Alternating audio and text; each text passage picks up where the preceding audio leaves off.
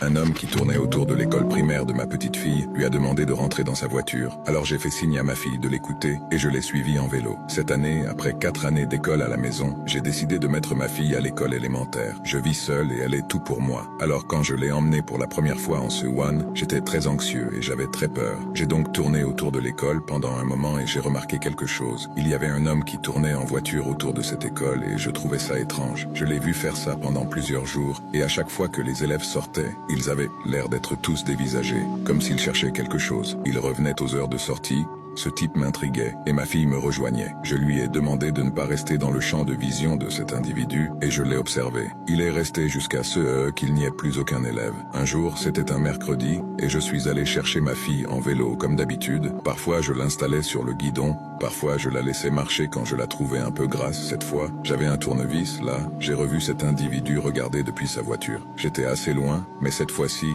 il a vu ma fille et lui a fait signe. Elle est partie vers sa voiture. Il lui a dit quelques mots et a ouvert la porte arrière. Elle a regardé dans ma direction et avait l'air extrêmement apeurée, mais j'ai hoché la tête pour lui faire comprendre qu'elle devait y aller. J'ai pris mon vélo et je l'ai suivi pendant une bonne quinzaine de minutes. Le seul problème, c'est qu'à un moment donné, il a dévié et est parti vers la voie rapide. J'ai essayé de le suivre, mais il m'a mis une vitesse. Avec mon vélo, j'ai essayé de me rabattre à droite, mais une voiture est passée à toute vitesse. J'ai accéléré en panique sous les klaxons et je me suis retrouvé dans le fossé. Je m'étais foulé la cheville et ne pouvais plus marcher.